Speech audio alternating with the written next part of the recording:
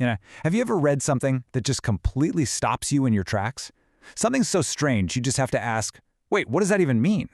Well, today we're jumping headfirst into one of those moments from the Bible. It's a command that sounds, honestly, pretty bizarre on the surface. But trust me, it holds a surprisingly deep spiritual meaning.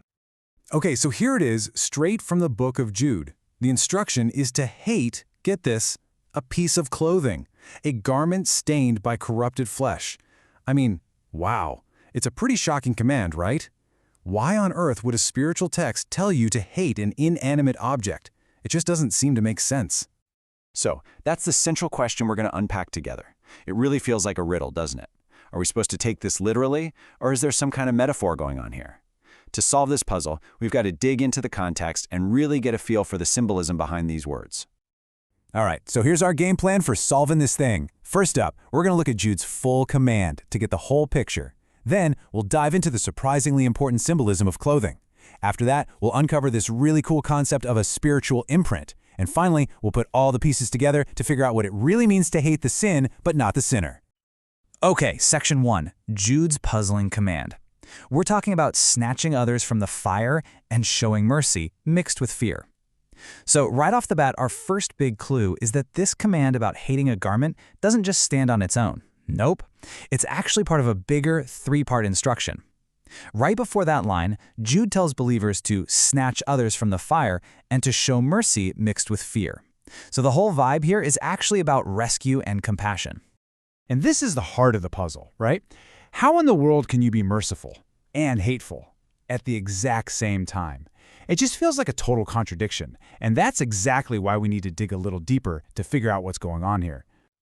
All right, on to our second piece of the puzzle, the symbolism of clothing. It's about more than just fabric, and here's the thing. This is the key to unlocking the whole mystery. You have to understand that in the Bible, clothes are almost never just clothes. They are packed, and I mean packed, with meaning. I mean, when you really start looking, you see that garments in the Bible do all sorts of things. Sure, they cover nakedness, you see that with Noah, and they provide warmth. But they're also a huge symbol of status and authority. You remember the story of David cutting a piece from King Saul's robe? That was a big deal. And they can be a source of incredible value too. I mean, soldiers were literally gambling for Jesus' garment. That tells you something right there. Okay, Section 3, a garment's spiritual imprint. And the big question here is, can clothing actually carry a spiritual charge? Well, this all leads us to a really fascinating and honestly crucial idea, this concept of a spiritual imprint. It's the belief that clothing can do way more than just cover your body. The idea is that it can actually absorb and even transmit the spiritual influence of the person who wears it. And what's wild is that this principle is kind of like a two-way street. On the one hand, you've got holy garments. Think about it. Healing power literally flows from Jesus' clothes. The woman who was healed just by touching his robe is a perfect example. And Paul's handkerchiefs, they were said to drive out evil spirits and heal the sick. But if holiness can be transmitted, well, the flip side has to be true too. Stained garments can carry the influence of a sinner's actions, their thoughts, their behaviors. They can spread a kind of spiritual sickness. And this whole idea really connects to a much broader biblical principle. It's like what we read in Luke. A good man brings good things out of the good stored in his heart, and an evil man brings evil things out of the evil stored up in his heart. Basically, what's inside a person, whether it's good or evil, is naturally going to flow out and affect everything around them. So the crucial point here, and this is really important, is that we're not talking about physical dirt. The sermon is arguing that this spiritual outflow, this very essence of who a person is, can literally imprint itself onto the things they own, especially something as personal as the clothes they wear every day.